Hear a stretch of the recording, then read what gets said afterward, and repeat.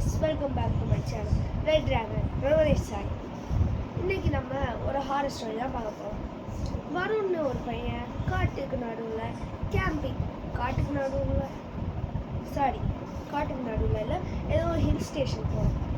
ஆனால் காரில் போல் அவன்கிட்ட வந்து ஆர்வி தான் இருக்குது. ஏன்னா காரில் போனால் அவங்க ஃபேமிலி மெம்பர்ஸ் கொஞ்சம் பேர் நிறையாவே வராங்க. அவங்க சிஸ்டர் பிரதர் அவங்க அப்பா அம்மா எல்லாருமே வராங்க, பேரண்ட்ஸ். அதனால ஆர்வியிலேயே போகிறோம். ஆர்வியில் போயிட்டுருக்கையில இவங்க பின்னாடி இருந்து சமைக்கிறாங்க. அவங்க குட்டி பசங்கள்லாம் அங்கே ஆர்வி வேடிக்கை பார்த்துக்கிட்டே வராங்க ஆர்விக்குள்ளே இருந்து. அதுக்கப்புறமா அவங்களும் சமைச்சு முடிச்சதுக்கப்புறமா இவனை வந்து கொஞ்சம் சாப்பிட வாங்க அப்படின்னு சொல்லி கூப்பிட்டுருக்காங்க. இவனும் சாப்பிட போயிருப்பான். சாப்பிட்டு உட்காந்துட்டு சாப்பிட்டுட்டு தான் இருக்கான். நார்மலாக சாப்பிட்டுட்டு இருக்கையில திடீர்னு அவன் எதையோ பார்த்து பயப்படுறான். என்னன்னு பார்த்தா அங்கே ஒன்றுமே இல்லை.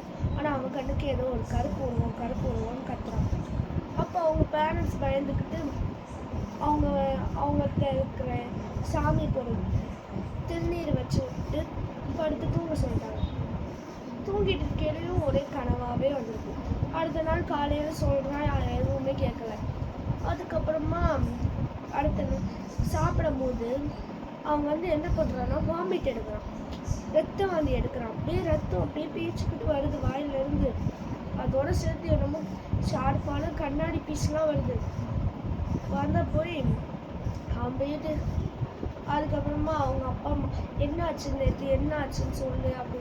அங்கே ஒரு கருப்பு உருவத்தை பார்த்தது இப்படி தான் இருக்குது அப்படின்னு சொன்னான். அதை கேட்டுட்டு இவங்களும் என்ன பண்ணுறாங்கன்னா, நீ ஆர்வி திருப்பியும் ரிவர்ஸ் போ, நம்ம வீட்டுக்கு கிளம்பலாம் அப்படின்றாங்க. ஆனால் அவன் ஆர்வி அந்த நேரம்னு பார்த்து இவன் கண்ட்ரோல்லே இல்லை. ஸ்ட்ரைட்டாக போகுது எங்கேயோ. போகும்போது இவன் கண்ட்ரோல்லே இல்லாமல் போகுது. அதனால எங்கேயாவது போய் விழுந்துருவோம்னு சொல்லிட்டு இவ்வளோ ஹேண்டில் பண்ணி பார்க்கலாம், ஹேண்டில் ஒர்க்காகவே இல்லை. அதுக்கப்புறமா எப்படியோ என்னமோ பண்ணான். அதுக்கப்புறமா அந்த ஆர்வியை சுற்றி ஒரே சாம்பிஸாக வர ஆரம்பிச்சிருச்சு.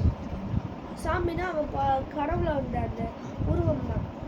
அந்த உருவம் வந்து அவங்க கண்ணாடியை எல்லாம் ஸ்க்ராட்ச் பண்ணி விடுற மாதிரி இருந்தது.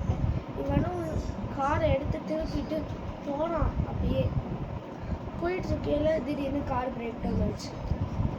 வெளியில் போகலான்னு பார்த்தா வெளியில் ஃபுல்லாக சாம்பிஸ். அதுக்குள்ளேயே மாட்டிக்கிட்டாங்க.